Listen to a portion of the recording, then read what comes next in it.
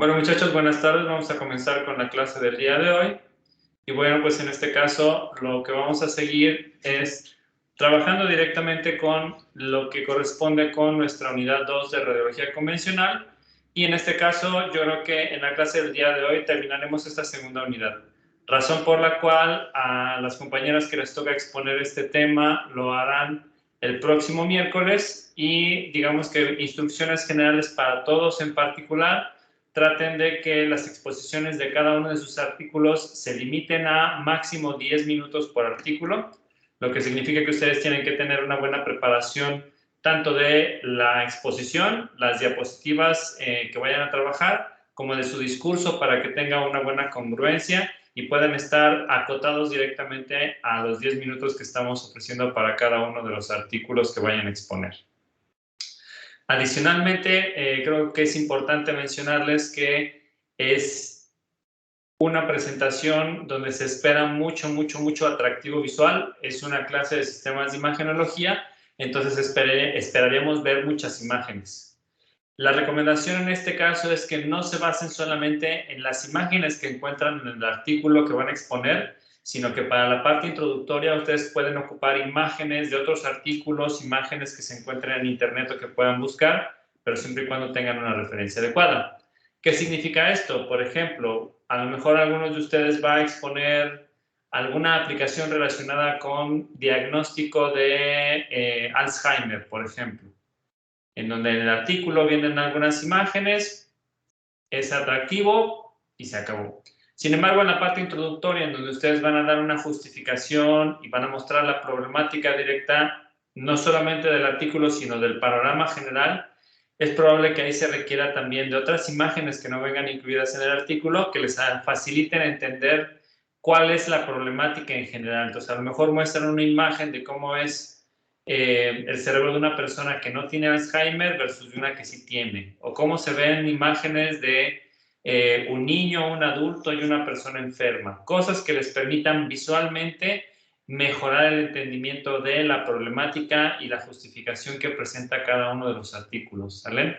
Entonces eso es muy importante, no se queden solamente con las imágenes que vienen en los artículos, agarren más, busquen más cosas que les permitan a ustedes explicar de mejor manera estos artículos en específico, ¿sale? ¿Alguna duda respecto de esto, muchachos? De nuevo ya saben que si pasan 3-5 segundos y no hay una respuesta de su parte, yo asumiré que no hay dudas, ¿ok? Entonces aquí, por favor, sí, me pueden confirmar que están viendo directamente la pantalla y que se ve de manera adecuada, por ejemplo, el logo de la universidad. Se ve como la mitad. Sí, se ve bien. Bueno, yo luego de la universidad lo veo como cortado a la mitad. Ok. Igual sería cuestión de que les pediría que traten de ver en pantalla completa para que se pueda alcanzar a apreciar todo. Es que es dependiendo de cómo lo acomode, profe. Porque, por ejemplo, si está en pantalla completa, sí se ve como cortado. Pero, por ejemplo, yo que lo tengo como minimizado, como a la mitad, ya veo así todo bien con todo el logo y su cámara y todo eso. Entonces, dependiendo de cómo lo tengan acomodado. Ok, gracias. Entonces, igual, gracias por el comentario. En este caso, igual les pediría de favor que traten de acomodar un poco su ventana de Teams para que logren ver en pantalla completa lo que estamos mostrando por aquí. Igual, si vamos a intentar esta clase de nuevo, a ver qué tal nos funciona esta dinámica. Si vemos que es muy complicado que anden moviendo cómo se ve la cámara virtual que yo tengo, pues entonces regresaremos a la manera tradicional, pero aquí nada más les pediría de favor que intentemos en esta clase tener esta modalidad y vemos cómo lo podemos resolver. ¿Sale? Entonces, si alguien tiene problemas de visualización, por favor avísenme. Profe, yo ahorita, por ejemplo, ya la minimicé y ya la veo completa, solo que no sé si eso sirva también para las grabaciones, porque vi la grabación pasada y se cortaba la diapositiva en la parte de abajo. Ok. Entonces, no sé si sirva lo de minimizar. Ok. Gracias por el comentario. Vamos a ver si lo que podemos hacer ahora es que yo haga esto todavía más chiquito y lo podamos acomodar. Ahí lo ven todos. sin cortarse las diapositivas. Sí. Ok. Vamos a ver qué tal nos funciona ahorita esto. Y si no, pues la próxima clase les prometo que regresamos a la manera tradicional. Pero bueno, vamos a continuar, muchachos. Entonces, en este caso en específico, pues ya estábamos en la parte final. Ya habíamos visto todo lo relacionado directamente con lo que es la instrumentación del sistema de adquisición de radiología convencional, que ya sabemos que va directamente desde la fuente de alimentación, nuestro sistema de control, el tubo de rayos X, los colimadores, mi Potter Bookie, y en este caso la parte final que nos falta corresponde directamente con el sistema de adquisición de la imagen, es decir, lo que verdaderamente capta la interacción que hay del cuerpo del paciente con la radiación ionizante de alta energía o los rayos X que nosotros estamos emitiendo. Y en ese sentido es importante que nosotros entendamos que en los sistemas de radiografía o radiología convencional, el sistema de adquisición de la imagen lo vamos a tener dividido en dos partes importantes.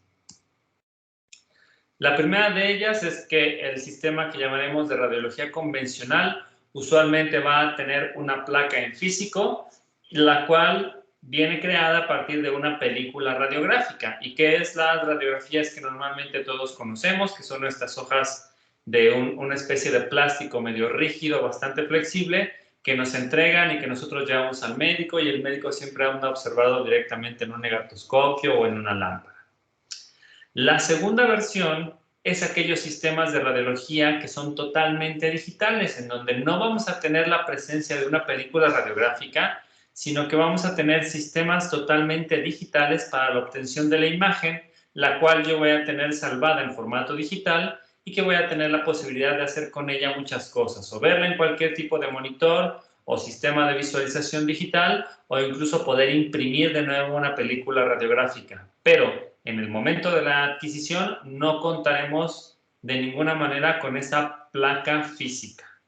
¿Sale? Entonces es importante que entendamos que existen estas dos vertientes del sistema de radiología convencional y que entonces en este caso es importante que podamos decidir en base a cuál es la situación más recomendable que me conviene tener para este tipo de sistemas.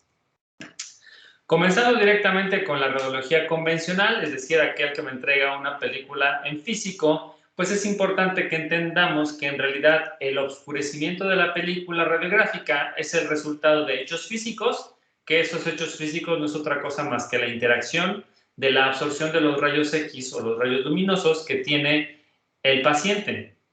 Y la otra parte son hechos químicos que producen una emulsión fotográfica.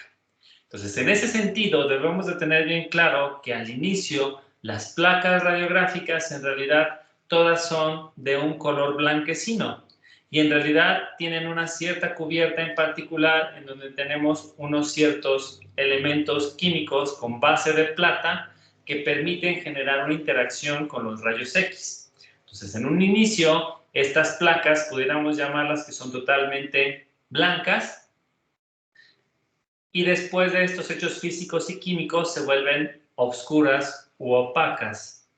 Y entonces debemos de entender que los rayos X sobre la película van a formar una imagen latente.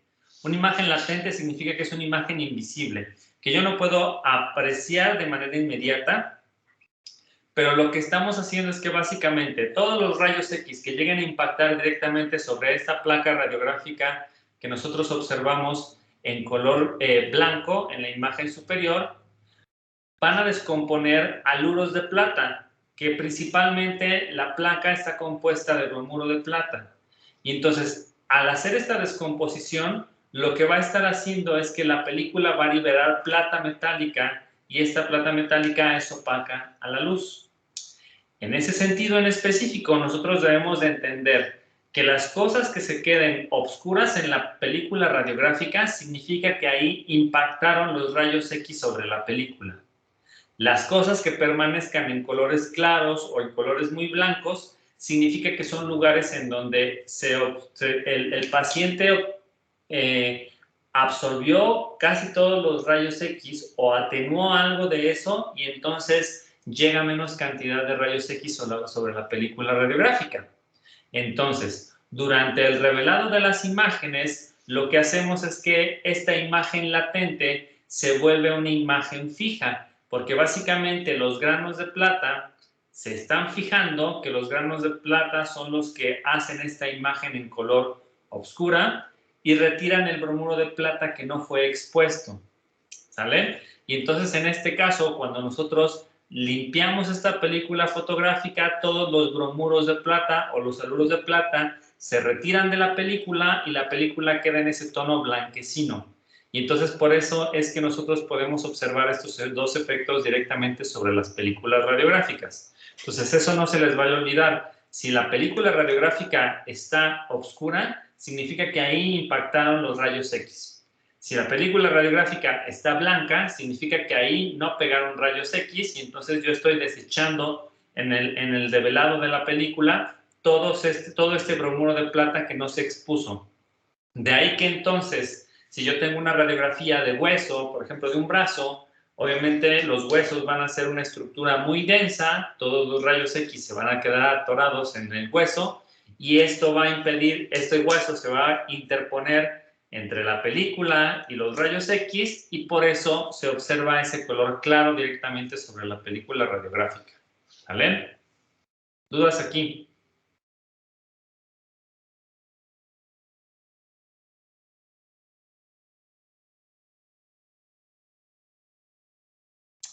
Perfecto. Entonces, una vez que ya entendemos esto en particular, pues nosotros debemos de tener bien claro que la película radiográfica tiene una cierta estructura. Ese papel plástico que nosotros observamos en realidad está compuesto de diferentes capas. Las más externas se conoce como el recubrimiento. Luego viene una sección que es en donde se realiza la emulsión o que es donde sucede directamente la reacción química. Luego viene una capa adhesiva para el momento en el que nosotros queramos fijar esos granos de plata y luego viene una base. Y entonces en este caso podemos observar de que a pesar de que la película radiográfica usualmente es un pedazo de plástico bastante delgado, pues tiene diferentes componentes que obviamente son capas del orden de los micrómetros y que en muchas ocasiones nos alcanza a percibir. Pero a grandes rasgos nosotros podemos identificar funciones específicas para cada una de estas partes en particular. En ese sentido, aquí, por ejemplo, nosotros debemos de entender que el recubrimiento, que es la parte más externa de la placa radiográfica, no es otra cosa más que una película protectora a base de gelatina. Es decir, que es una cosa muy similar a lo que pudiéramos llamar nosotros como colágeno, que básicamente es una película bastante delgada que evita rasguños o contaminación durante el proceso de revelado. No es otra cosa más que una cubierta plástica que impide que polvo y otras cosas se impongan directamente dentro de la región en donde suceden las reacciones químicas. ¿Vale? Entonces, en este caso, por debajo del recubrimiento vamos a encontrar esta zona de emulsión, que es en donde se encuentran alojados todos estos cristales de haluro de plata y es el lugar activo de las reacciones químicas que suceden aquí adentro.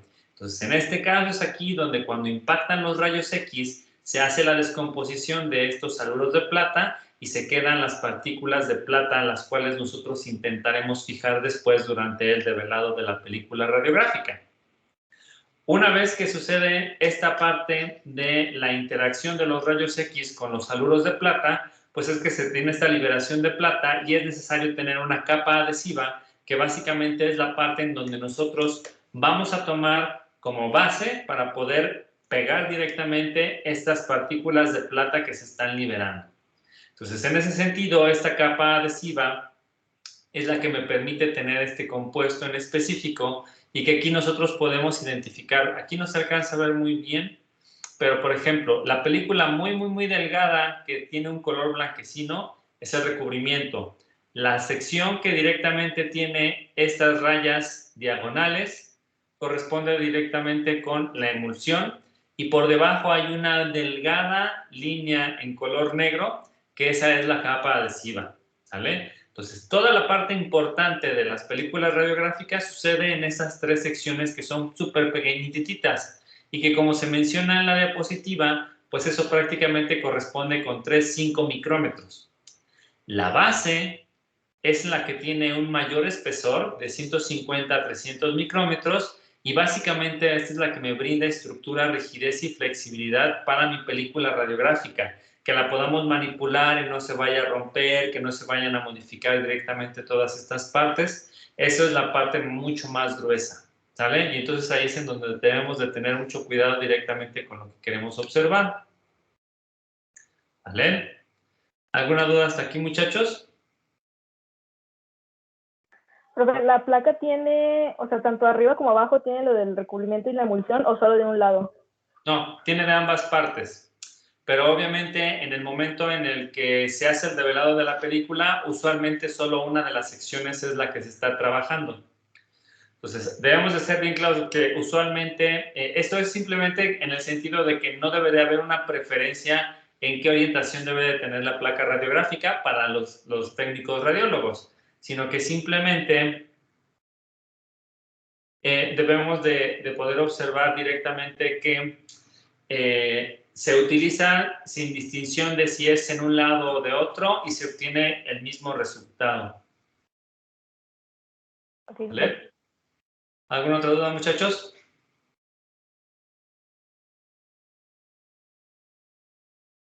Perfecto.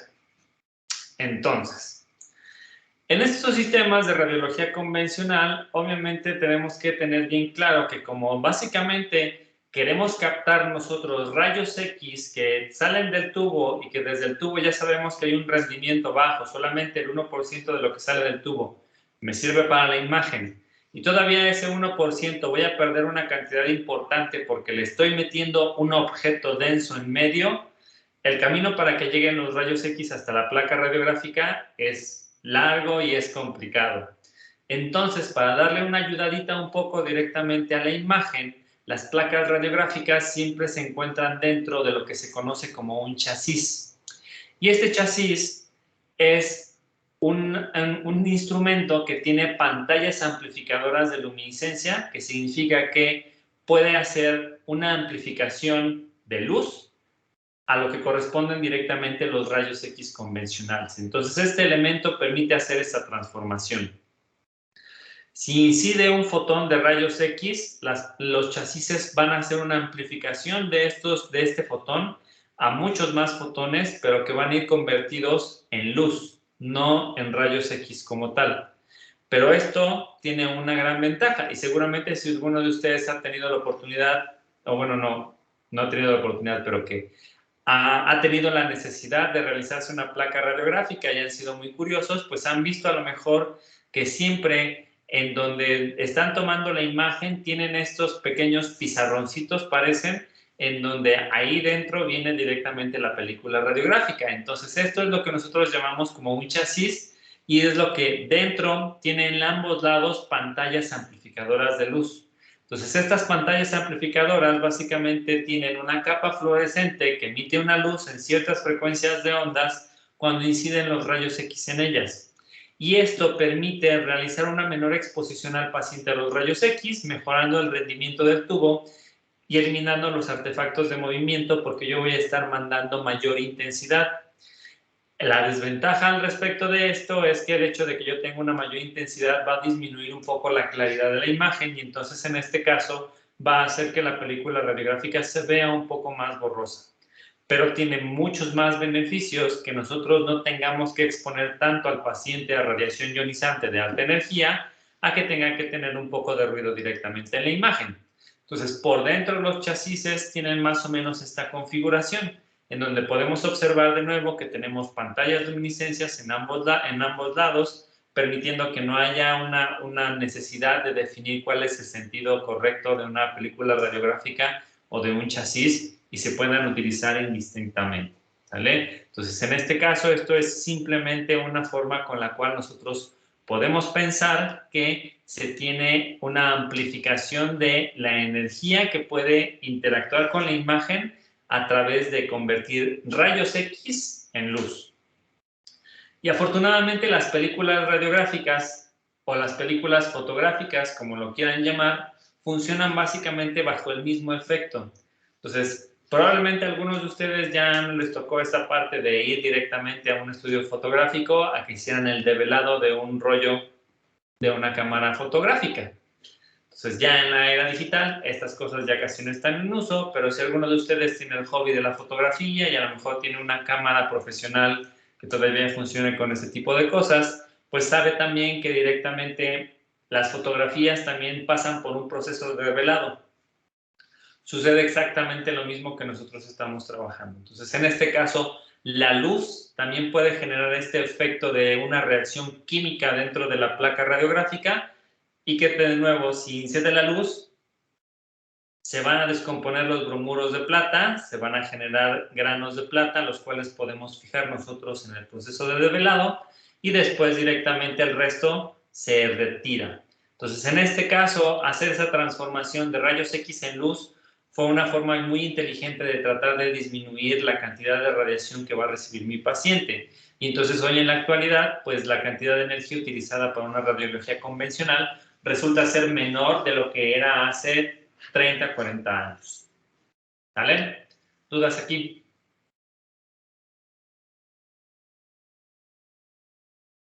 Perfecto. Sin embargo, debemos de tomar en consideración los puntos débiles directamente del sistema de radiología convencional. Entonces, estos equipos de rayos X todavía en la actualidad, al menos en México, en su mayoría van a ser analógicos, lo que significa que requieren un control súper estricto para poder obtener imágenes de buena calidad y que entonces en este caso nosotros debemos de cuidarnos mucho de todo lo que hemos visto a lo largo de esta unidad. Cuidar la cantidad de voltaje, la cantidad de corriente, exposición, cómo le hago para corregir mis artefactos de movimiento, mis aberraciones geométricas, mi radiación secundaria. Y son muchas cosas con las cuales lo que vimos es que a final de cuentas el usuario tiene que encontrar como que el balance adecuado. Y si a eso le sumamos directamente que la latencia de la película radiográfica durante una de esas exposiciones es muy baja, eso significa que es muy fácil que los técnicos radiólogos generen una imagen errónea. Es relativamente sencillo porque alguna de todas estas variables de las que ya hemos hablado se le puede escapar. Y entonces, en ese sentido, la imagen que se está generando con un sistema de radiología convencional analógico puede ser mala. Y en ese sentido, puede el paciente llegar con su imagen mal tomada con el médico y el médico lo va a mandar a volar, le va a decir, vete a tomar otra, porque esta no me sirve para el diagnóstico. Esta posible latencia de tener muchas adquisiciones en un mismo paciente para el mismo diagnóstico, básicamente va a generar un aumento en los costos que debe de pagar el paciente para obtener esa información vital para su diagnóstico. Y además, estamos exponiendo al paciente a radiación ionizante de alta energía que pudiera ser totalmente innecesaria. De ahí que obviamente hubo un trabajo importante para tratar de sobrellevar directamente la parte de la radiología convencional y trabajar directamente con los sistemas digitales.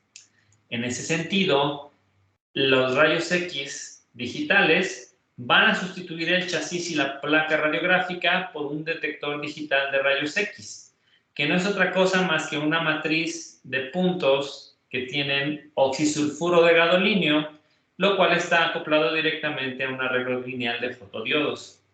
Entonces, en este caso, nosotros vamos a tener la posibilidad aquí de nuevo de tener un sistema de detección que capte un fotón de rayo X. Eso es tocado por los sensores de oxisulfuro de gadolinio y lo que van a generar es luz. Y esta luz yo la puedo captar directamente con mis fotodiodos y entonces tengo una matriz directamente que son estos arreglos de múltiplos de 1024. En ese sentido, no tengo ninguna película radiográfica, genero una imagen totalmente digital y esto me permite tener muchas técnicas de procesamiento disponibles para efectuar realces o mejoras de la calidad de la imagen sin importar verdaderamente la dosis suministrada al momento de generar la imagen. Puedo trabajar directamente con imágenes de baja energía y aún así obtener un buen contraste, el cual generó posterior a la adquisición. Es decir, tengo que tener de la mano un sistema que realice procesamiento digital de imágenes para poder mejorar la calidad de la imagen y que sea comparable o mejor que las imágenes de radiología convencional. ¿Vale? ¿Dudas aquí?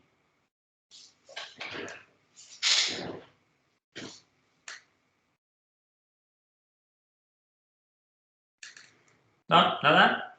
Ok. Entonces, en ese sentido, debemos de tener bien claro esa parte en específico.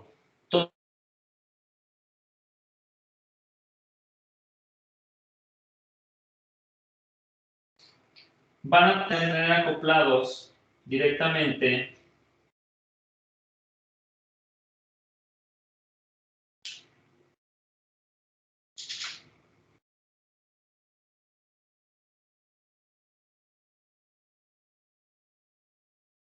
estos sistemas de detectores. Y en ese sentido en específico, yo voy a estar observando directamente que un fotón de rayos X impacta sobre un punto en específico de la matriz de detectores y eso va a generar luz. Esta luz, si lo queremos ver de nuevo, de manera similar, va a estar acoplado también a un sistema de arreglos de fotodiodos, los cuales van a estar captando esta luz.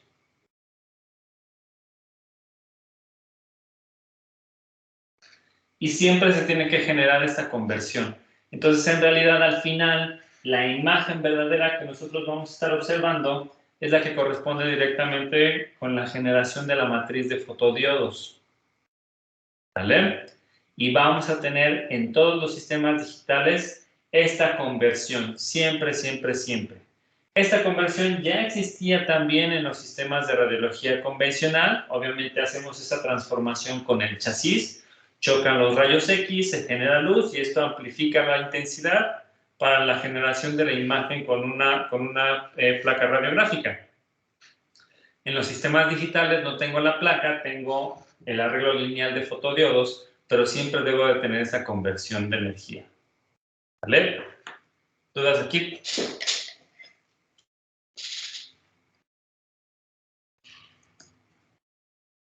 ¿No? Perfecto. Tomando esto en consideración, pues debemos de tener bien claro que los sistemas de radiología digital pues poseen muchas ventajas respecto del sistema de radiología convencional y trataremos de resaltar las más importantes al respecto. Entonces, número uno, en este caso, tanto el sistema del tubo de rayos X como el sistema de detectores son totalmente controlados por computadora. Ya habíamos visto que en estos sistemas convencionales, el usuario puede tener control directamente de los parámetros, del parámetro de control de los voltajes, la corriente, el tiempo de exposición y también el momento en el que se prenden y apagan los detectores y cómo va a estar funcionando directamente esta sección en específico. Entonces, esto elimina un poco la cantidad de errores humanos que se pueden cometer al momento de generar directamente este tipo de imágenes de radiología digital, lo cual a la larga resulta en ganancia directamente porque no se está desperdiciando material ni energía. La imagen que resulta de los sistemas de radiología digital se almacena y se procesa en una computadora de manera digital, cosa que no sería tan fácil de realizar con un sistema de radiología convencional. Adicionalmente, el despliegue de la información se vuelve mucho más versátil porque yo lo puedo hacer en cualquier dispositivo de visualización, como un monitor, una pantalla plana, una computadora, una televisión o lo que nosotros vayamos a necesitar. Hoy en la actualidad se tienen también estos displays que son de obviamente alta resolución o de alta definición que permiten tener una mejor determinación de los objetos presentes en la radiografía. Esto obviamente es un concepto relativamente nuevo para la radiología digital, en el sentido de que en la radiología convencional no podemos hablar en términos de píxeles o de resolución y que entonces en este caso aquí pudiéramos tener una mejora importante. Adicionalmente, esta imagen, como está en formato digital, pues puede ser salvada en memorias, discos, y se cuenta con la posibilidad de, si el médico lo requiere o el médico está acostumbrado a agarrar su negatoscopio y ver directamente la imagen, pues estas imágenes digitales también se pueden imprimir y se pueden imprimir directamente sobre una película radiográfica sin necesidad de tener una adquisición real en un sistema convencional, ¿sale? Entonces, esta parte del almacenamiento y que yo después puedo imprimir la imagen vuelve mucho más versátiles a los sistemas actuales de radiología convencional porque te ahorras la radiación innecesaria y puedes todavía tener tanto la bondad de mostrar la imagen en sistemas de visión digital, pantallas, monitores, como hacer una impresión analógica de manera tradicional. ¿Alguna duda hasta aquí, muchachos? Perfecto. Luego debemos de entender que el control de las características de la imagen directamente en el sistema de despliegue permite tener una presentación del rango completo de niveles de intensidad, mejorar el contraste de la imagen, la brillantez, la luminosidad, etcétera, etcétera, etcétera. Entonces, así como nosotros en los sistemas actuales tomo una fotografía, a lo mejor no fue la mejor, pero tengo un software que me permite meterle filtros y le agrego un montón de cosas, cambia la luz, cambia la intensidad, cambia el enfoque, cambia la apertura, le agrego una cosa adicional que se pone en orejas de gatos o una boca de perro o lo que ustedes quieran. Todo eso se hace de manera digital por términos de procesamiento. Se requiere solamente una imagen base o una imagen original y sobre ella yo puedo hacer muchas cosas. Entonces, en este caso, para la radiología digital, pudo haberse tomado una imagen horrible directamente por una mala experiencia o poco conocimiento del técnico radiólogo y aún así mejorarla de manera digital para que sea útil esa imagen y no sea necesario volver a radiar en el paciente. El hecho de que yo tenga un mejor control directo sobre el contraste, la intensidad, la cantidad de información que yo quiero mostrar, pues a final de cuentas esto permite tener una reducción de la dosis de radiación que nosotros estamos mandando directamente al paciente.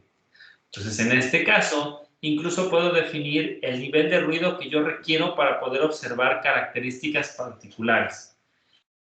Esto es particularmente útil en el caso de que, como ya hemos visto en algunas diapositivas al inicio, con estas imágenes de radiología convencional yo puedo ver un hueso o puedo ver una microcalcificación en el seno. Entonces, en ese sentido, ahí, ¿qué tanto es lo más blanco y qué tanto es lo más oscuro en una imagen en específico? Lo podemos sustituir por el concepto de relación señal-ruido, que significa qué tanto de la información que yo veo voy a considerar como información útil, qué tanto es ruido y ese ruido yo lo quiero eliminar. Entonces, en ese aspecto en particular, ahí es en donde nosotros debemos de tener mucha relevancia en los sistemas digitales, porque yo puedo controlar y modificar la información presente en la imagen que yo adquirí. Adicionalmente, puedo hacer procesamientos adicionales sobre la imagen, realizar una segmentación de una región de interés, hacer un corte, modificar los niveles de intensidad de la imagen. A lo mejor esa imagen está en 1024 niveles de intensidad y son demasiados para el ojo humano y a lo mejor la puedo disminuir a 256 niveles de intensidad. Es válido. A lo mejor en la imagen solamente me interesa hacer alguna métrica directamente en la zona del tórax y las regiones de los brazos y el fondo y el cuello me lo quiero llevar porque no me sirve de nada. Puedo realizar una segmentación post-adquisición y esto le ayuda mucho directamente al análisis de las imágenes para los médicos. Esta característica en específico es importante porque hacer todo este tipo de cosas sobre una placa radiográfica es prácticamente imposible. Si en una placa radiográfica normal, convencional, ya se tomó la imagen y no quedó bien, alguien se movió, se ve un artefacto medio raro, esa radiografía ya no sirve para absolutamente nada y esta no se puede arreglar. Razón por la cual la solución más práctica es que se vuelva a tomar una imagen directamente con el paciente. Y entonces, en ese sentido, tenemos una radiación ionizante de alta energía que yo no le quiero incluir directamente a mi paciente y eso hay que tomarlo en consideración. ¿Va? ¿Dudas aquí?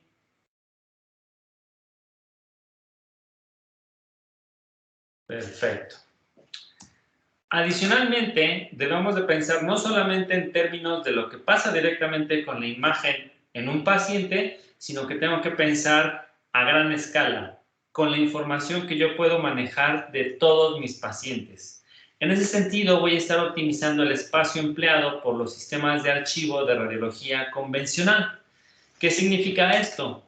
Por ley, al menos todavía en Estados Unidos, en México y en algunos países, por lo menos de América, todavía existe que si hay una región, una zona de un hospital o de una clínica en donde se va a hacer adquisiciones de radiología convencional, debe de existir un cuarto de revelado y un cuarto de almacenamiento, que básicamente es el lugar en donde todas las placas radiográficas de todos los pacientes van a estar guardadas. Sin embargo,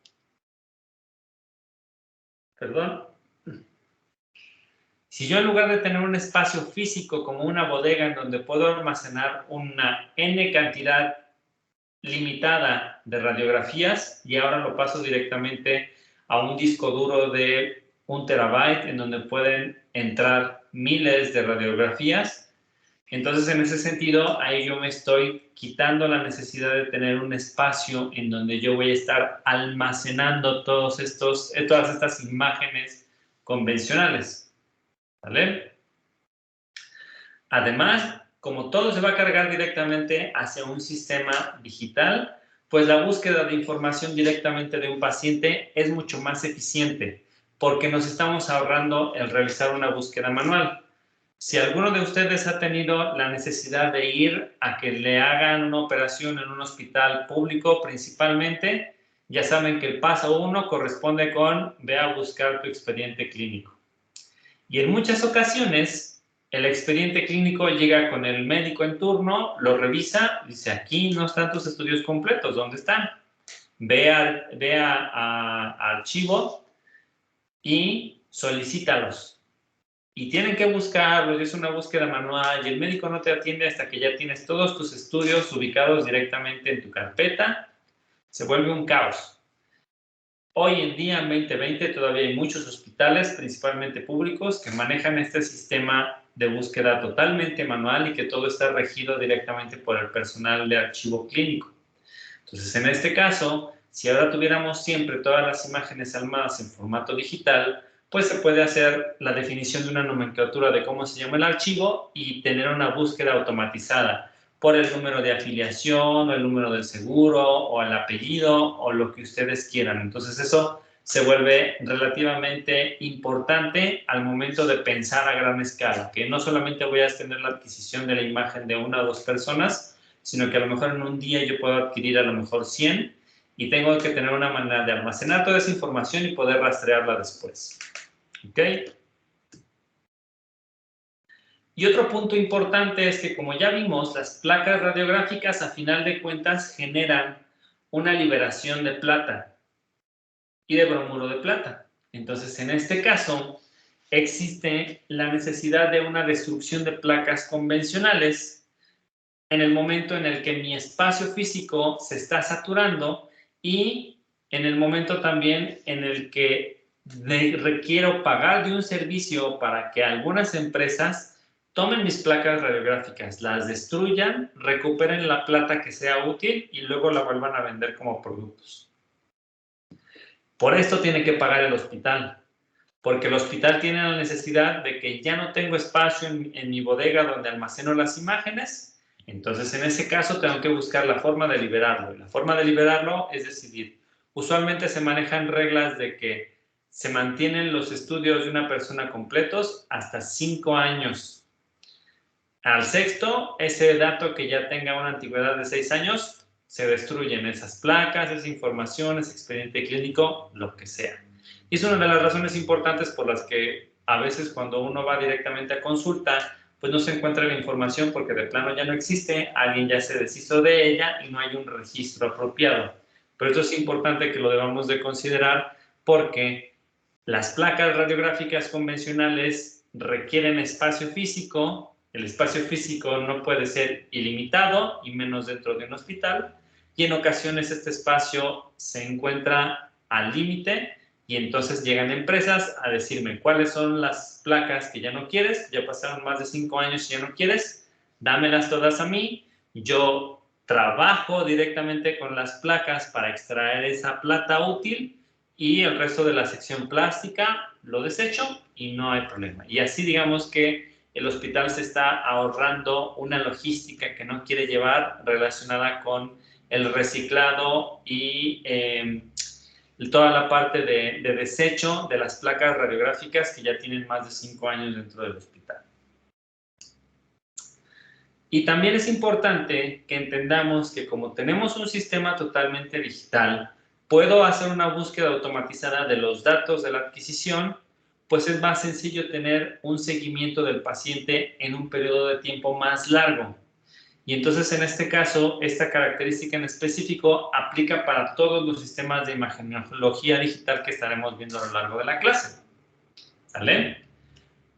No hay necesidad, aquí nadie me dice, nadie me está restringiendo. Después de 5 años, esos archivos bórralos. Si yo considero que son importantes, los dejo. Y en el momento en el que llega un paciente que hace mucho no venía, pero que siempre tiene su seguro, pues entonces puede llegar con un antecedente y decir, mira, esta prueba ya se hizo, esta no, esta sí, hay que hacer estos estudios, etcétera, etcétera, etcétera. Entonces, en ese caso, el seguimiento del paciente no va a estar restringido solamente a los últimos 5 años. Puede ser un problema crónico que aparece en esa persona desde los 8 años, 7 años, y entonces tiene que llevar el control por mucho más tiempo de lo que permite tener el seguimiento, el almacenar físicamente las películas radiográficas. ¿Vale? ¿Dudas aquí, muchachos?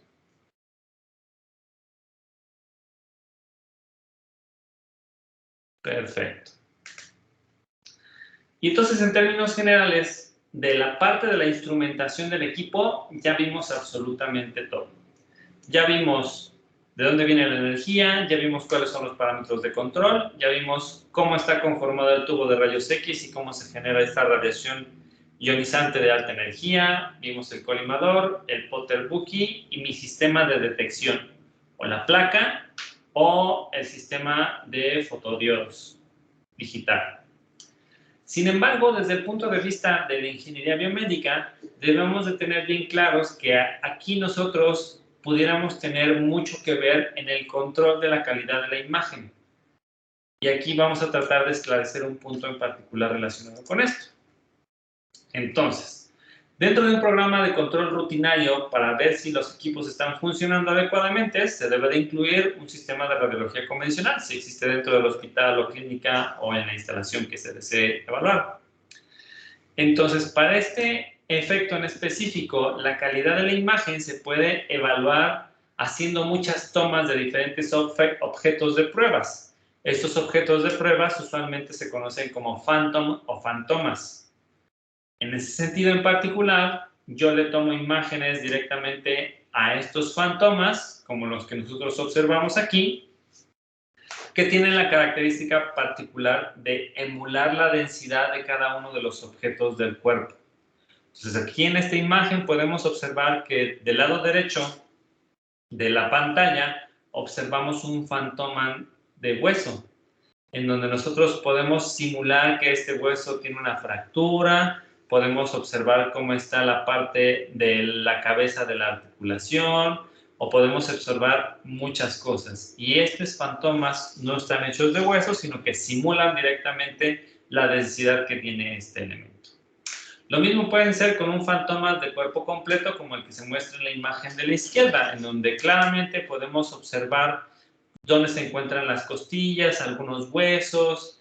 Podemos observar una región muy, muy roja en la parte baja abdominal, que corresponde con todos los intestinos, y que está creado directamente para tener una densidad similar a la que tienen todos los organismos del cuerpo humano dentro de este fantomas. Entonces, en este caso en particular, pues es importante entender que todos estos parámetros que se tienen que checar en el equipo se deben de hacer bajo una rutina de control de funcionamiento de los equipos.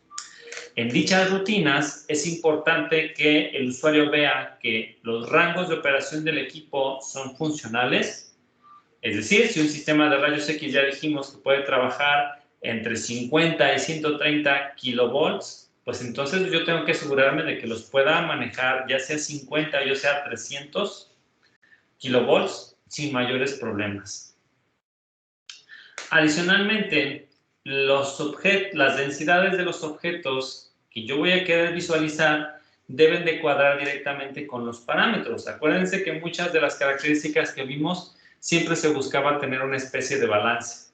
Y ese balance no va a ser posible si no se tiene experiencia. Y entonces, en este caso, las diferentes densidades de los objetos y que puede practicarse directamente con estos y que el paciente no peligra porque lo estoy exponiendo a radiación ionizante de alta energía, es lo que puede hacer posible tener una práctica directamente para nuestros técnicos radiólogos. Y esto les va a permitir conocer parámetros específicos que yo le muevo a mi equipo para cada objeto a analizar.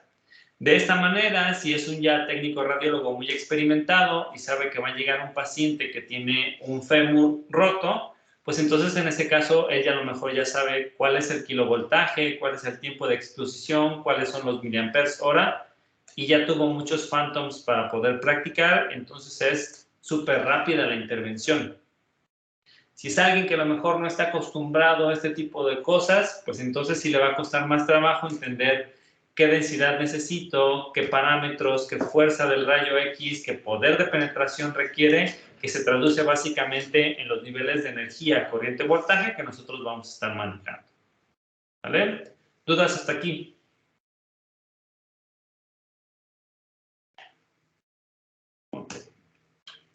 Sin embargo, debemos de tomar en consideración algo muy importante. El uso de estos fantomas básicamente le permite al técnico radiólogo o usuario mejorar sus habilidades para la adquisición de la imagen, lo cual está súper perfecto. Sin embargo, esto no es otra cosa más que un control extrínseco de la calidad de imagen. ¿Qué queremos decir con control extrínseco? Que estamos haciendo un control de los parámetros del equipo, pero sin moverle absolutamente nada a su parte interna o al principio de funcionamiento. Es decir, que para que esto sea adecuado, yo tengo que pensar que todo lo relacionado directamente con la adquisición de esta imagen va a tener un funcionamiento perfecto. No tengo que calibrarle absolutamente nada al equipo. Puedo confiar en él y entonces la calidad de la imagen depende solamente de la experiencia del técnico. En ese sentido, los fantomas resultan ser bastante útiles porque a estos técnicos radiólogos les permite practicar. Sin embargo, como ingenieros, nosotros no nos preocupamos de la parte extrínseca, nos preocupamos de la parte intrínseca. Y entonces, en este caso, debo de pensar que la calidad de la imagen se obtiene al cerciorarse el funcionamiento apropiado de los distintos parámetros programables y no programables que tiene un sistema de radiología convencional. ¿Sale?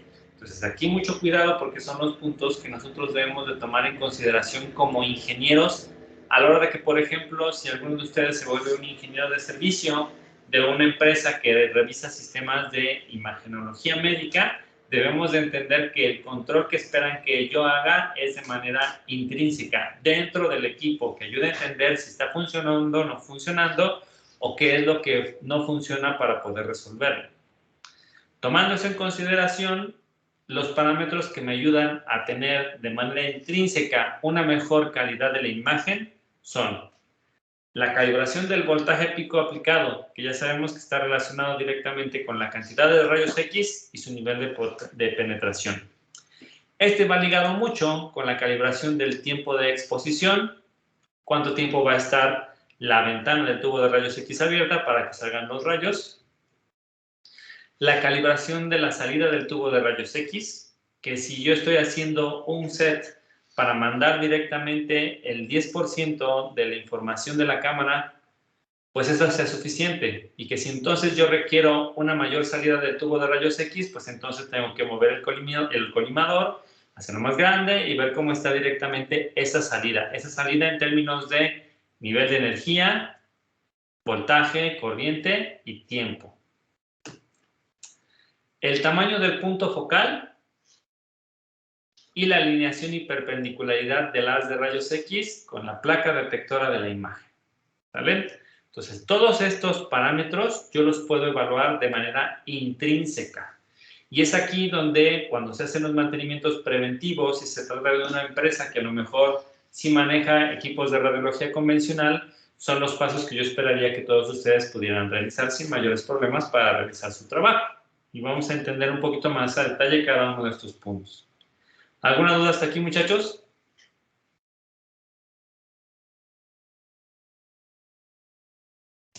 Perfecto.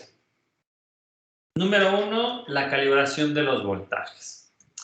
Para este caso, ya sabemos nosotros que en la radiología diagnóstica o radiología clínica podemos emplear diferentes rangos de voltajes de excitación de mi tubo de rayos X y que dependen obviamente del nivel de penetración que yo quiera que tenga la radiación y de la cantidad de información que yo quiero ocupar.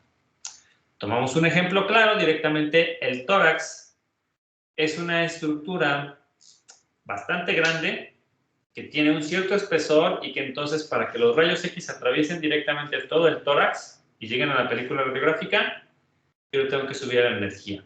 Y entonces usualmente las imágenes de tórax, que son de las más grandes de radiología convencional, se hacen poniendo el parámetro del voltaje en 120 kilovolts pico. Mientras que para una cosa similar, pero en una mastografía, vamos a estar trabajando directamente con una resolución, con un nivel de energía de 30 kilovolts pico. Una diferencia muy sustancial directamente en términos de lo que corresponde con solo el voltaje. Entonces, cuando hablamos de la calibración de los voltajes, lo que hay que hacer usualmente es que se tienen que hacer mediciones de energía cada 10 kilovolts a lo largo de todo el rango de operación de los equipos. ¿Sale? ¿Qué significa esto? Que yo voy a hacer disparos con el tubo de rayos X para que si yo le programé 100 kilovolts, mida y eso sea lo que me esté dando. ¿Sale? Entonces, para realizar este tipo de mediciones, hay dos formas particulares de hacerlo. La número 1 y la más sencilla es como si nosotros tuviéramos un multímetro de alta energía o de potencia. Y en este caso podemos observar directamente que nosotros vamos a poder realizar estas mediciones de cada 10 kilovolts dentro del rango utilizando lo que se conoce como un kilovoltmetro electrónico, que en otras palabras es un multímetro de potencia. ¿Sale? Con esta muy sencillo, yo básicamente me monto en un punto en paralelo a la salida del tubo, que es lo que manda directamente la energía para poder estar observando los rayos X. Y entonces en este caso, al montarme yo en paralelo con este kilovoltmetro electrónico, yo obtengo una medición de cuál es el voltaje que estoy teniendo. Y que entonces en este caso, si yo les pongo que tenemos una selección de energía de 30 volts pico, 30 kilovolts pico, perdón, entonces en este caso, directamente sobre mi kilovoltmetro electrónico, pues yo voy a tener una lectura similar. Lo importante es que de la selección de energía que yo estoy teniendo en la consola de control, son permitidas variaciones de máximo 5 kilovolts, que no es nada, ¿sale? En el sentido del rango que yo voy a estar manejando. Eso significa que si yo, por ejemplo, le pongo a la consola de control que voy a hacer un disparo a 30 kilovolts pico, yo lo mido y me da 26 kilovolts pico, es un tamaño aceptable y ahí no hay que hacer nada con el equipo. Si, por ejemplo, yo hago una adquisición de tórax en donde debería de mandarme 120 kilovolts pico, hago una medición y me está dando 100, entonces ahí ese 5% tal vez ya no se está cumpliendo y entonces tengo que ver por qué está fallando directamente el tubo. En ese caso, contar con un kilovoltmetro electrónico puede ser particularmente complicado porque es un sistema bastante costoso.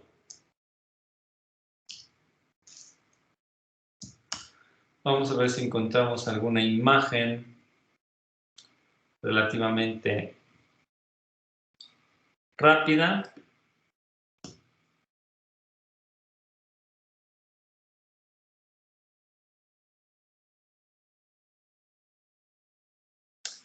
Aquí tal vez nosotros encontramos como estos, que hay que gastarse unos casi 8,000 pesos en un kilovoltmetro relativamente decente para poder hacer todas estas mediciones. Sin embargo, hay una forma que también es una alternativa interesante y de bajo costo relacionada directamente con lo que se conoce como los penetrámetros, que son estas plaquitas que nosotros observamos aquí. ¿Cómo funcionan los penetrámetros? Bastante sencillo. Se alcanza a medio observar directamente que en estas imágenes lo que yo observo son placas metálicas que tienen una cierta densidad y son de un cierto material, como puede ser, ya sabemos, oro, cobre, aluminio, cosas que los rayos X sí puedan atravesar. Entonces, en este caso, para un cierto nivel de placa con un cierto espesor y un cierto material, yo le puedo asignar un nivel de penetración. Digamos que una sola placa, esta es otra placa solita, viene indicada con 10 kilovolts. Déjenme hacer esto un poquito más grande.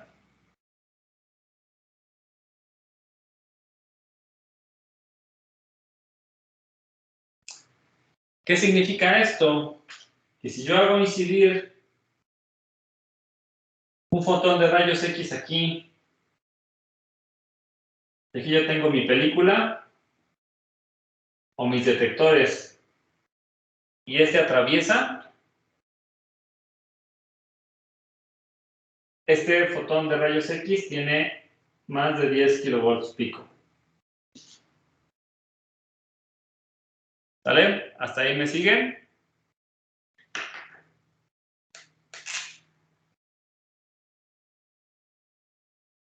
Luego agrego yo otra placa que se encima a esa misma que yo tengo, de las mismas características, lo que significa que aquí yo tengo otros 10 kilovolts pico. Eso significa que si yo hago otro disparo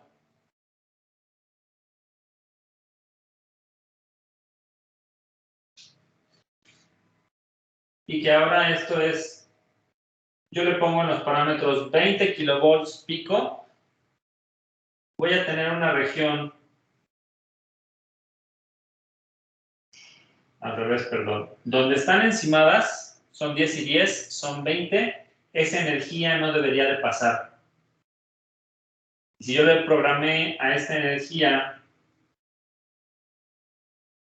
20 kilovolts pico, los rayos X se deberían de quedar atrapados entre las dos placas y donde solamente tengo una, que nada más hay 10 kilovolts, ahí sí yo voy a tener una imagen. Y del otro lado aparece en blanco, porque todos los rayos X están quedando atrapados en estas dos placas. Si yo quiero superar este nivel de energía, significa que yo lo tengo que subir, por ejemplo, a 30, y ahí sí tendría toda la imagen en color negro. Entonces, si ustedes observan directamente en esta figurita, pueden observar que hay como una especie de placas encimadas una encima de la otra. Entonces, en este caso, estos penetrámetros ya están fabricados de tal manera que tenemos un cierto rango de niveles de intensidad de los rayos X que yo puedo estar controlando utilizando este tipo de tecnología. Muy sencillo, en donde yo básicamente puedo observar si los parámetros que yo estoy colocando permiten que pase. Si permite que pasa, significa que esa energía es mayor a lo que está toda esa acumulación de plaquitas. Y como permites tener cambios o variaciones de hasta 5 kilovolts pico, entonces tú tienes una idea por lo menos cualitativa de que estás haciendo una buena calibración del equipo. Pareciera que esto es algo muy rudimentario y que no se ocupa hoy en la actualidad, pero en muchas ocasiones sí sigue funcionando porque nos estamos nosotros evitando una posible fuente de variación adicional que corresponde con un equipo electrónico adicional como es el kilovoltmetro electrónico. Las placas, el material y la densidad ya están hechas por un fabricante que sí tiene medidas estandarizadas de cuál es el nivel de energía que puede retener. El kilovoltmetro electrónico no. No sabes a lo mejor de la marca, no sabes a lo mejor de si está calibrado, cuándo no está calibrado, si tiene una descompostura, y entonces en ese caso es ahí donde la parte de la calibración de los voltajes puede hacerse todavía de ambas maneras. Son mucho más confiables los penetrámetros, se requiere cierta experiencia para poder interpretar los resultados, pero son mucho más eficientes porque no fallan.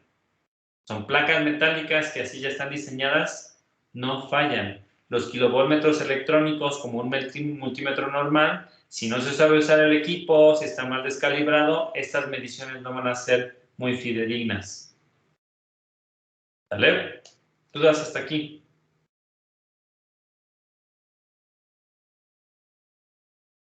¿No? Perfecto. Ahora, cuando hablamos de la calibración de la exposición, básicamente estamos hablando del tiempo de exposición. ¿Cuánto tiempo debería de estar prendido el tubo? Una cosa es que yo le diga que debe de estar prendido durante 10 milisegundos y otra cosa es que verdaderamente el hecho de que yo haga el disparo, si se abre y se cierre la ventana del tubo de rayos X, el tiempo que yo estoy tratando de programar. Ya sabemos que esto es súper importante porque el tiempo de exposición está totalmente relacionado con la cantidad de corriente que yo voy a manejar y esto me genera información del nivel de energía y está relacionado con qué tanto se me calienta el tubo de rayos X. Entonces, en este caso, que yo sepa verdaderamente que el tiempo de exposición del tubo de rayos X al paciente es efectivo, resulta de suma importancia. Y usualmente tenemos de nuevo las dos versiones con las cuales yo puedo hacer la calibración de la exposición.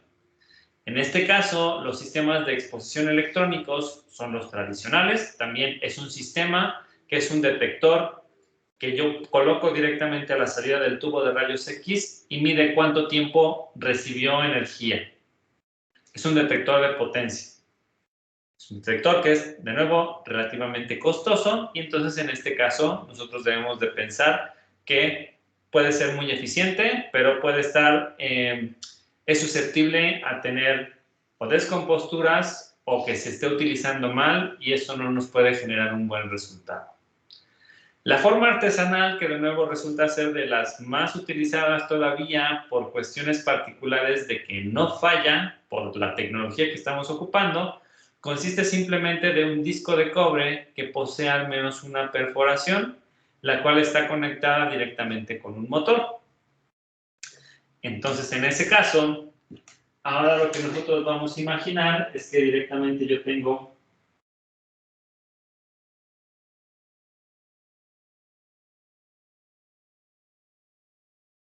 un pequeño disco que está montado sobre un motorcito.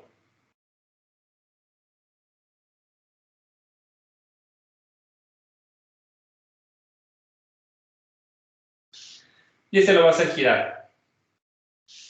Este, recuerden que es un disco de cobre. Y aquí tenemos un agujero, tal cual. Esto significa que cuando yo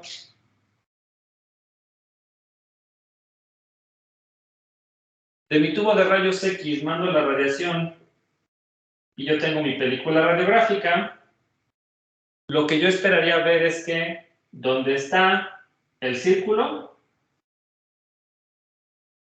yo voy a tener todo el resto en negro, porque ahí pasaron los rayos X sin mayores problemas. Voy a tener una mancha generada por el disco de cobre, porque tiene una densidad diferente, pero es un material relativamente blando para los rayos X. Y el punto en el que yo estoy teniendo un agujero directamente en el disco de cobre, también se va a ver sobre la imagen. Pero, como yo lo tengo montado sobre un rotor, significa entonces que si yo estoy teniendo un número de ciertas revoluciones por minutos programadas en mi rotor, y yo estoy diciendo que, no sé, por ejemplo, este trabaja a 40 milisegundos cada revolución.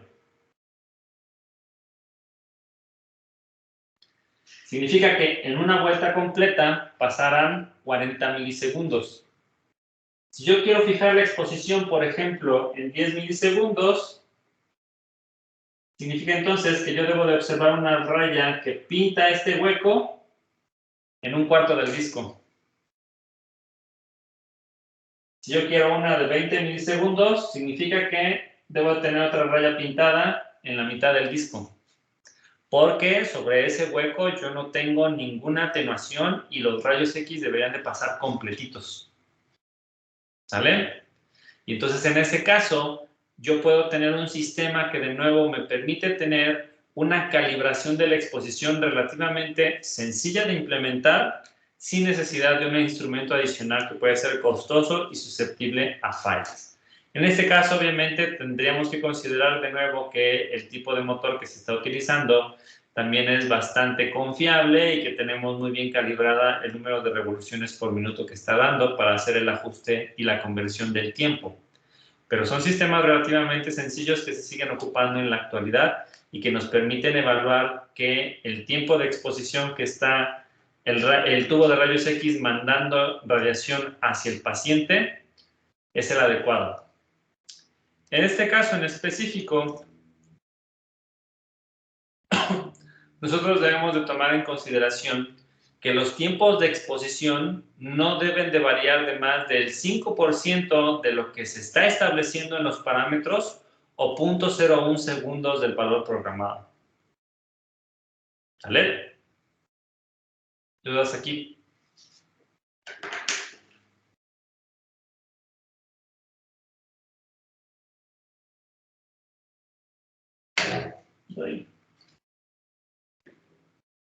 Me ando echando mi set, muchachos. Déjenme ver algo.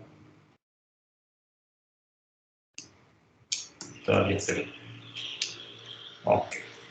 Entonces, el siguiente punto que nosotros queremos evaluar es el control de la salida. Y en este caso, esto corresponde directamente con el potencial de excitación de mi tubo de rayos X, que no es otra cosa más que la corriente que yo puedo estar ocupando para generar unos rayos X de un cierto nivel de penetración y un cierto nivel de energía. Entonces, en este caso, debemos de revisar los distintos valores de potenciales que podemos generar dentro de ese tubo de rayos X, modificando el valor de la corriente. Debemos de tomar en consideración que directamente aquí yo puedo tener el comportamiento diferente con base en los tres parámetros principales que yo controlo: corriente, tiempo de exposición y kilovolts utilizados.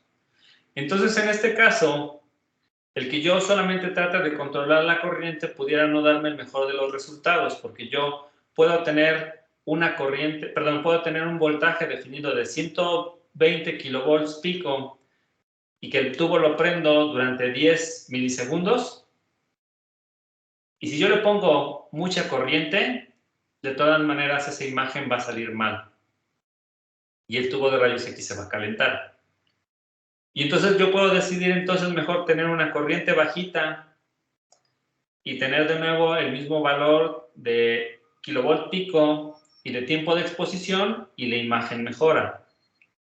Pero puedo irme con el caso contrario: mi valor de corriente es el adecuado, mi tiempo de exposición es el adecuado, pero el valor del kilovolt pico no es el adecuado, puedo obtener una mala imagen.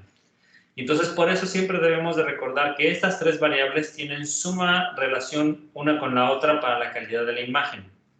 Entonces, para la parte del control de la salida del tubo de rayos X, hay que hacer un ajuste con las 3 variables en específico. ¿Qué significa esto? Que yo puedo hacer un primer barrido en donde tengo la corriente del tubo de rayos X como mi variable que voy cambiando y mi kilovoltaje y mi tiempo de exposición lo manejo fijo. Hago un recorrido completo y evalúo cómo está trabajando y luego cambio. Mi tiempo de exposición lo hago variable y tengo mi conjunto de kilovolts y de corriente fija. Hago el recorrido completo y cambio de variable y ahora lo que cambio es el kilovolt pico y mi tiempo de exposición y mi corriente se mantienen fijas. Y hago todo el recorrido completo y entonces ya puedo obtener una evaluación completa del control de la salida de mi dispositivo. A final de cuentas, el equipo debe de ser consistente en un 95% de todas estas pruebas que estuvimos realizando. Donde esto no suceda, entonces ahí hay que hacer una corrección directamente interna de la instrumentación, ¿vale? O alguna cuestión de la tarjeta de control, o evaluar directamente cómo están los coordinadores, o evaluar directamente cómo está el filamento de tungsteno, etcétera, etcétera, etcétera. Pero tú esperarías que para las cosas que tú estás mandando a la salida, tú pudieras tener directamente estos puntos específicos para evaluar directamente la salida de todo esto. Entonces, para poder evaluar esto en específico, nosotros tenemos que medir con una cámara de ionización a la distancia focal del paciente. Y en ese sentido, lo que nosotros esperaríamos ver sería una cosa similar a esta imagen que nosotros observamos aquí en Gande, donde se ve esta imagen con un patrón directamente de colores en el centro, en donde nosotros podemos, digamos que, evaluar como un punto focal y cómo es el comportamiento de la energía hacia alrededor.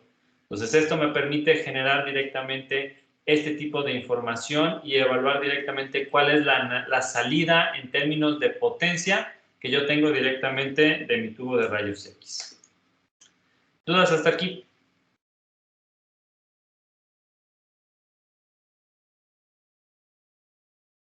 ¿No? Perfecto. El último punto que nosotros estaremos trabajando corresponde con el tamaño del punto focal. Como ya habíamos hablado con anterioridad, cuando nosotros tratamos de hacer la adquisición de una imagen, sobre todo la parte de eliminar las aberraciones geométricas y las radiaciones secundarias, el lugar en donde nosotros ponemos al paciente y donde ponemos la placa radiográfica resulta crucial por cuestiones de que el haz de los rayos X se empieza a abrir como si fuera una especie de forma de abanico. Entonces, aquí de todas maneras, a pesar de que tenemos ese efecto que se abre en forma de abanico, es importante considerar directamente que deberíamos de tener esa radiación focalizada hacia el objeto de interés. Entonces, en este caso, si no tenemos un punto focal finito, vamos a producir imágenes borrosas o fuera de foco. En ese sentido, el punto focal puede estar relacionado directamente con el tamaño del filamento de tungsteno y cuál es la cantidad de calor que éste pueda disipar. Si es un filamento de tungsteno relativamente viejo, este se empieza a desgastar como cualquier resistencia cuando está expuesto demasiado tiempo al calor. Y entonces, en este caso en específico, puede generarnos electrones que son generados para la creación de los rayos X que no estén muy puntualizados o muy focalizados, y esto puede afectar directamente la calidad de la imagen. En ese sentido en específico es ahí donde nosotros debemos de encontrar el punto focal adecuado utilizando una cámara de pinhole, como también la que mostrábamos hace rato aquí directamente en internet. Entonces, estas cámaras pinhole, esta que tenemos por aquí, además de mostrarme directamente cuál es el nivel de energía que yo estoy recibiendo, que ya son unas cámaras mucho más modernas, me permite evaluar el punto focal. Y si ustedes observan todo este mapa de colores y este espectro que nosotros observamos aquí, esta función que tiene en la parte central su pico máximo, significa que ahí está concentrando toda la información y que ahí se encuentra el foco. Y tú quieres saber qué porcentaje de esa energía se está distribuyendo en las colas. Entonces, en este caso, estas cámaras pinhole que es básicamente como una de estas que nosotros observamos aquí. ¿Perdón?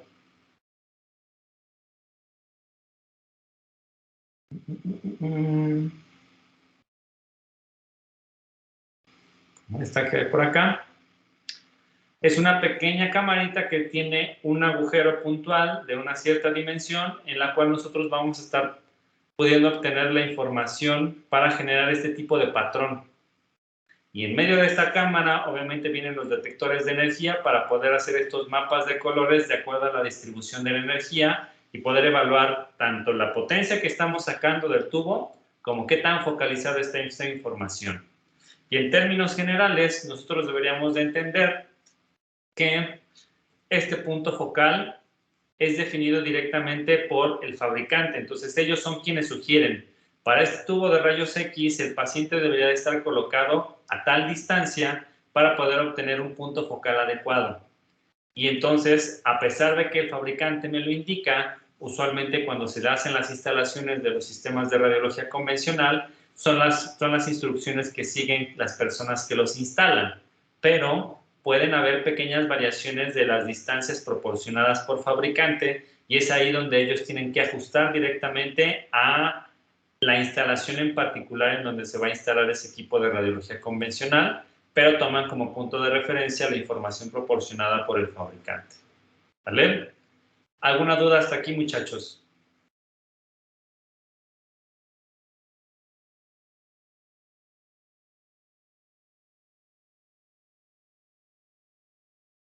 ¿No? ¿Todo claro? ¿Todo oscuro?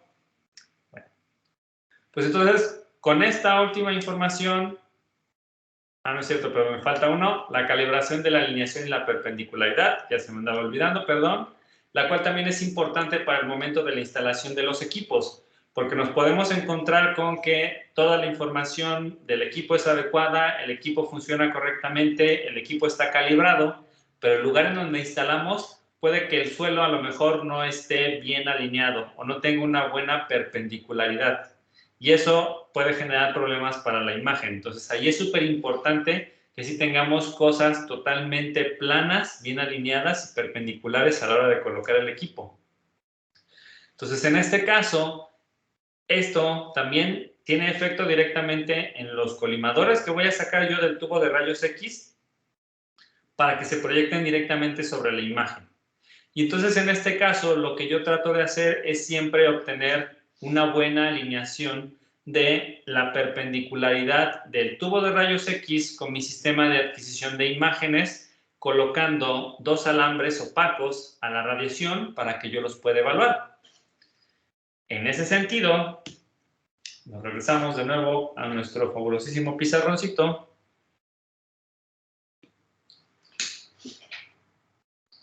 Imaginen que yo coloco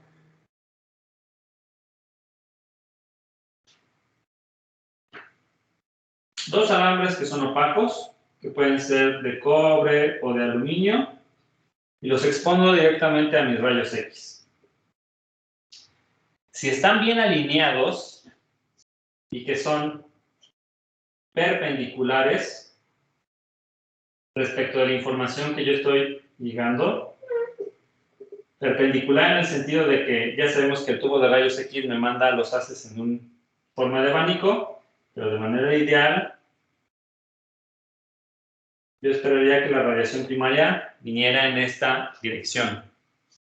Estos rayos X son perpendiculares a los alambritos que yo estoy colocando y estos rayos X son perpendiculares con la película radiográfica o con el sistema de adquisición de imágenes. ¿Vale? En ese caso, si tengo una buena perpendicularidad, significa que yo voy a tener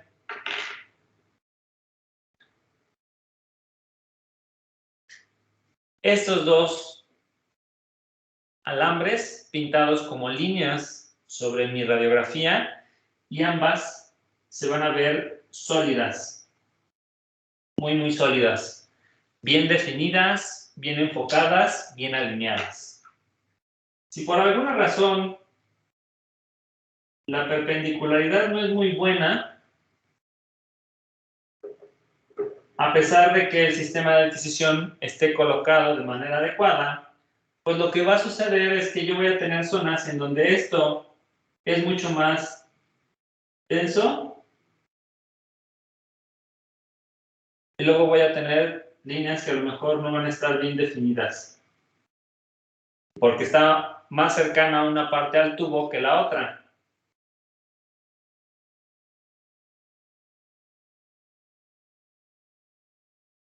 Y esto es una idea de que no tenemos una buena alineación y perpendicularidad directamente entre el tubo de rayos X y el sistema y el lugar donde se encuentra el sistema de adquisición de imágenes, llámese película radiográfica, llámense detectores digitales. Entonces, ahí es en donde hay que hacer un trabajo prácticamente artesanal para que verdaderamente los podamos alinear y que las dos líneas en la película radiográfica se observen sólidas, continuas todas, y que podamos entender que eso significa que hay una buena perpendicularidad. ¿Vale?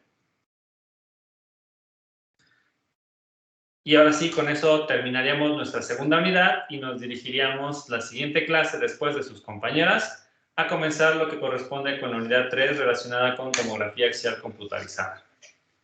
¿Dudas hasta aquí, muchachos?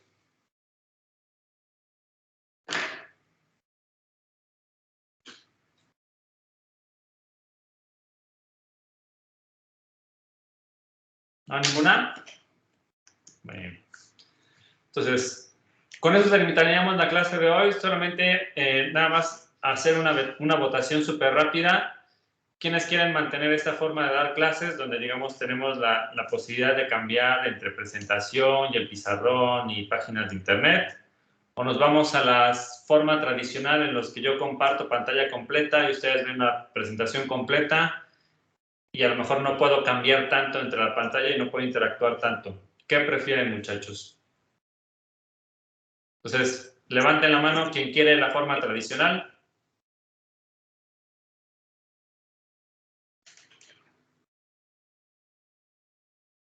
Levanten la mano quien quiere esta forma un poquito más interactiva.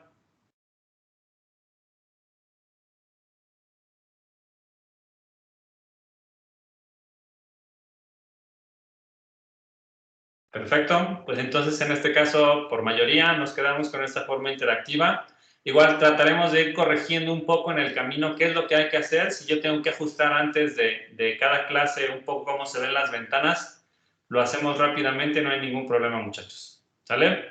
Pues bueno, de momento sería todo, se los agradezco. Si tienen alguna duda, pues el momento es ahora. Si no hay dudas, pues entonces nos veríamos el próximo miércoles para escuchar primero a sus compañeras y después continuar con la tercera unidad.